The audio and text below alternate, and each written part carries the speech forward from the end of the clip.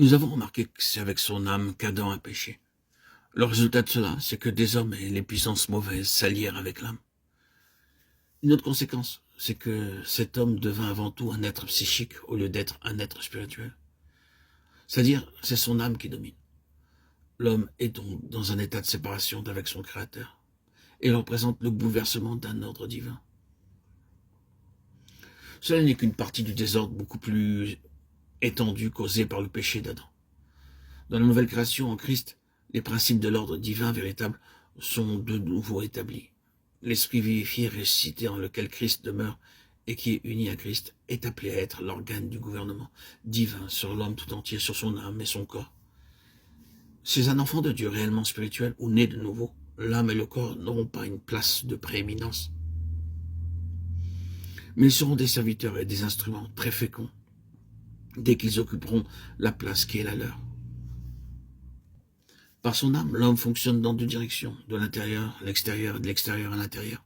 L'âme est le plan et l'organe de la vie et des relations humaines. Les choses divines elles-mêmes, qui ne sauraient être en premier lieu saisies et connues par l'âme pour devenir pratiques dans la vie humaine, doivent avoir un organe constitué pour les interpréter, les transmettre et les rendre intelligibles aux hommes. Ainsi, ce qui ne peut être reçu que par l'esprit avec ses facultés particulières est transmis par une intention pratique, d'abord à l'instrument du même, ensuite aux autres hommes par le moyen de l'âme.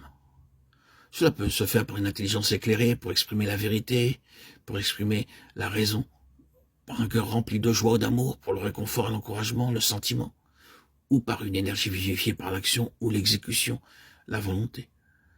Mais nous devons toujours saisir et nous souvenir que nous ne pouvons pas servir réellement les desseins divins et être de valeur éternelle par nos propres âmes. Simplement, tout doit être donné de Dieu à nos esprits et par le moyen de nos esprits. Il faut que ce soit la vérité par révélation et non pas notre raison. La joie et l'amour par le Saint-Esprit et non pas notre propre émotion. L'énergie et la force en Christ et non notre propre impulsion et la force de notre volonté.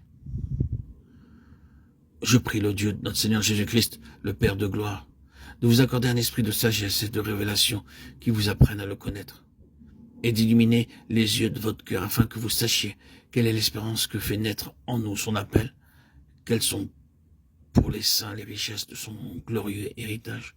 Éphésiens 1, 17, 18. Lorsque notre propre raison, nos propres sentiments et notre force de volonté reprennent le dessus, l'ordre divin sera de nouveau violé.